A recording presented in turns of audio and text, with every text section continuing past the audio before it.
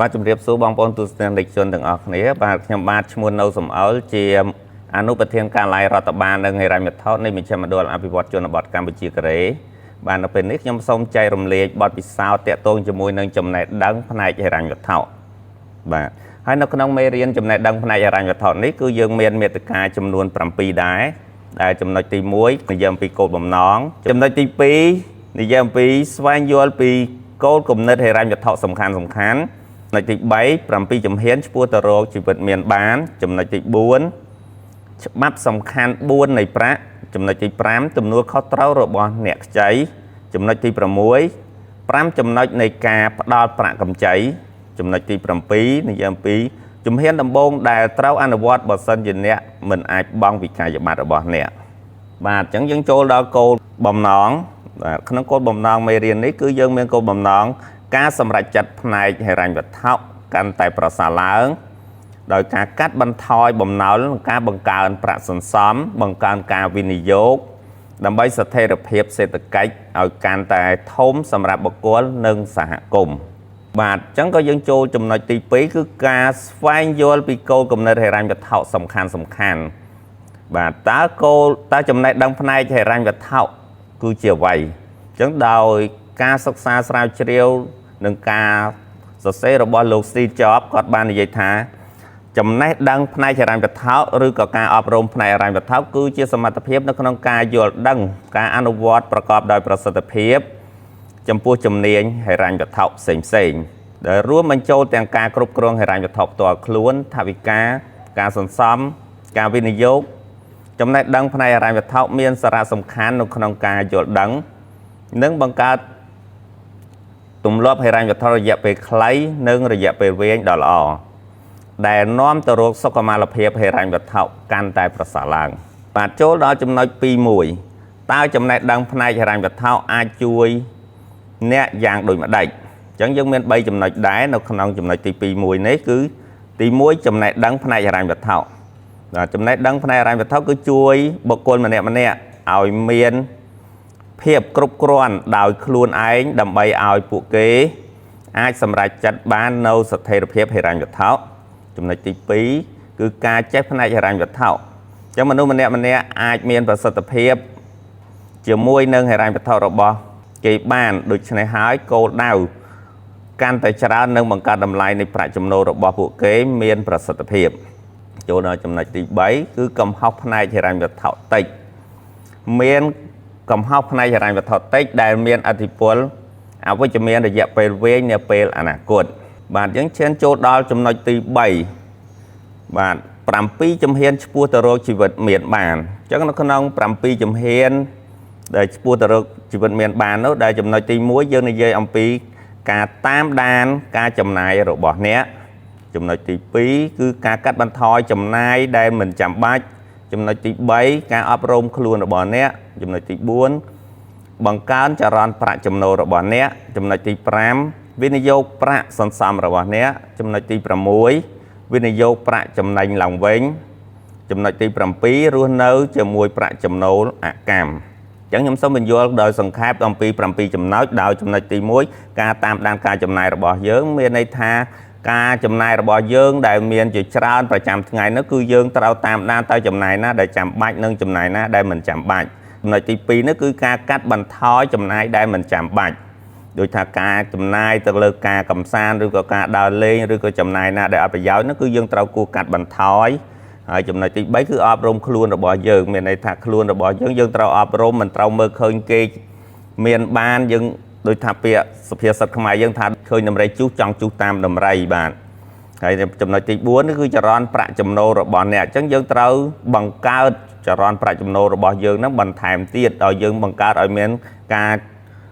ប្រាក់ចំណូលរបស់យើងហ្នឹងមាន2 3ច្រកបាទចំណុចទី5គឺវិនិយោគប្រាក់សន្សំរបស់យើងដោយយើងមានប្រាក់សន្សំប្រចាំថ្ងៃបើយើង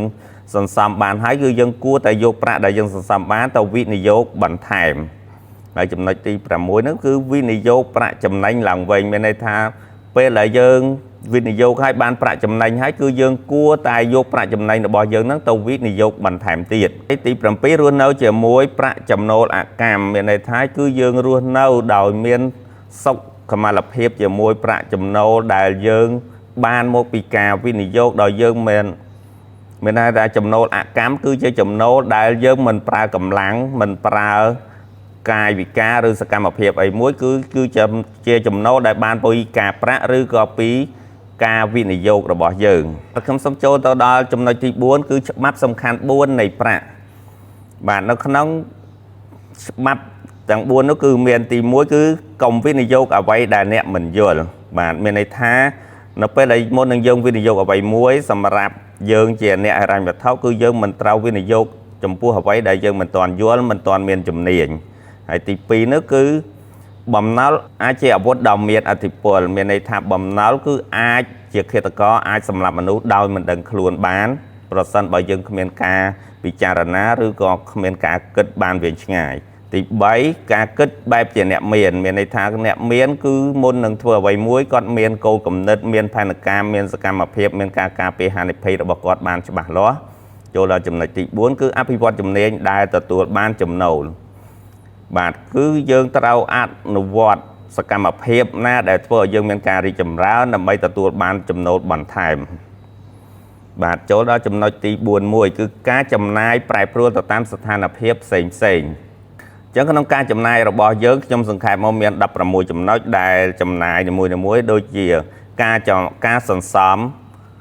លំនៅឋានឧបករណ៍ប្រើប្រាស់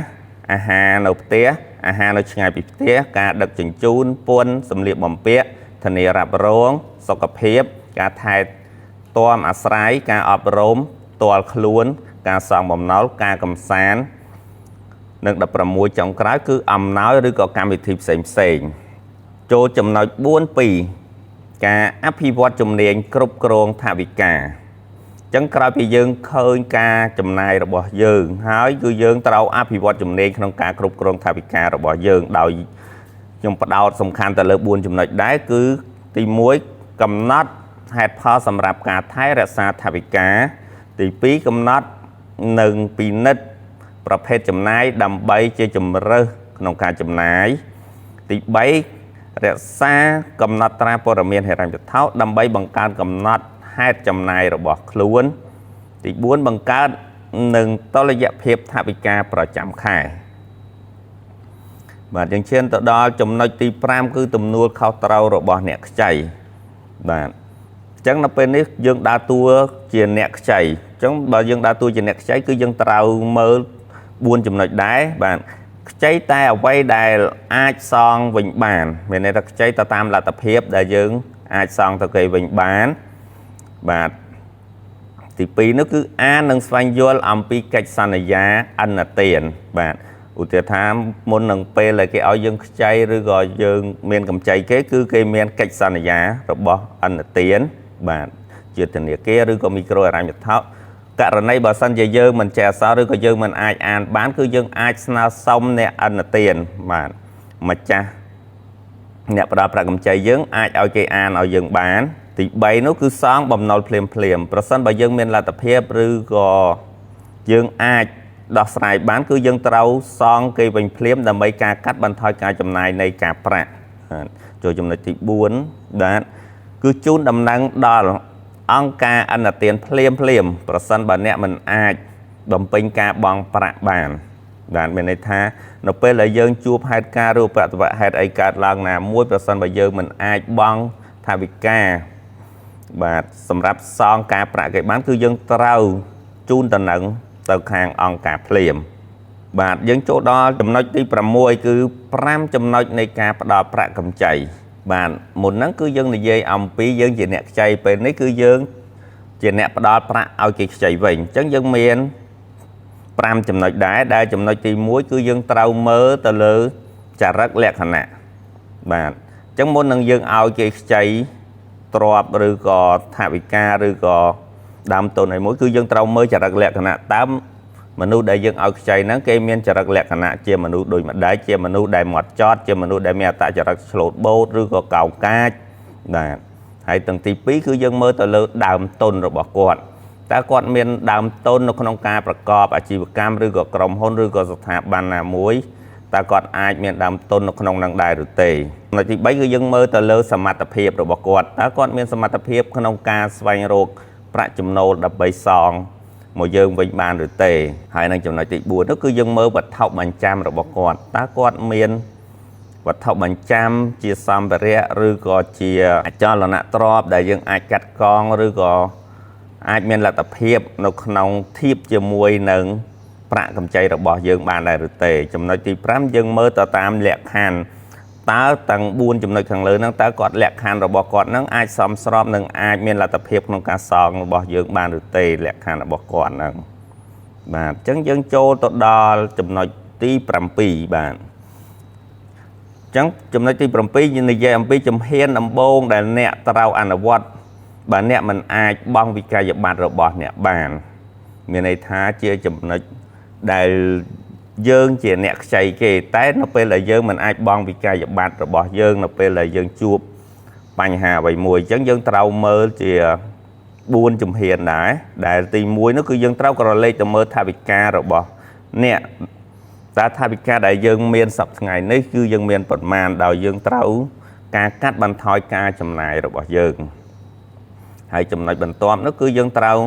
មានភាពប្រកបនិយមអំពីអ្វីដែលអ្នកអាចទិញបាន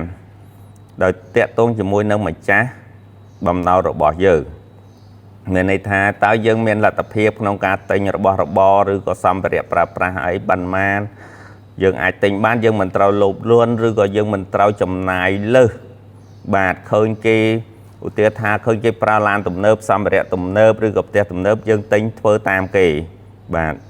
ចំណុចបន្ទាប់គឺប្រាប់ពីម្ចាស់បំណុលហេតុអ្វីបានជាអ្នកមិនអាចបង់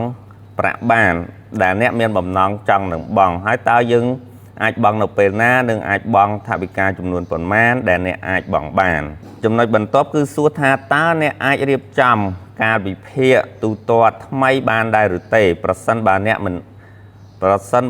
អាចធ្វើបានសូមបន្តទូទាត់ឲ្យអតិបរមាមានន័យថានៅពេលដែលយើងមិនមានលទ្ធភាពបង់វិក័យប័ត្រគឺយើងត្រូវស្នើសុំទៅតាមស្ថាប័នអ្នកដែលឲ្យប្រាក់កម្ចីរបស់យើងដោយស្នើសុំឲ្យគាត់ចេញតារាងទូទាត់ថ្មីទៅតាមលទ្ធភាពដែលយើងអាចទូទាត់បានដោយកម្រិតទាបបំផុតដោយយើងមិនត្រូវគេចវេសនៃការសងរបស់គេទេបាទអញ្ចឹងចំណុចបន្ទាប់នោះគឺក៏សូមអរគុណបាទក៏សូមសង្ខេបដោយខ្លីប៉ុណ្ណេះបាទហើយបើសិនជាមានចម្ងល់ឬក៏សំណួរអីបន្ថែមគឺអាចតាក់ទងមកខ្ញុំបានតាមលេខទូរស័ព្ទនិងអ៊ីមែលខាងក្រោមបាទសូមអរគុណ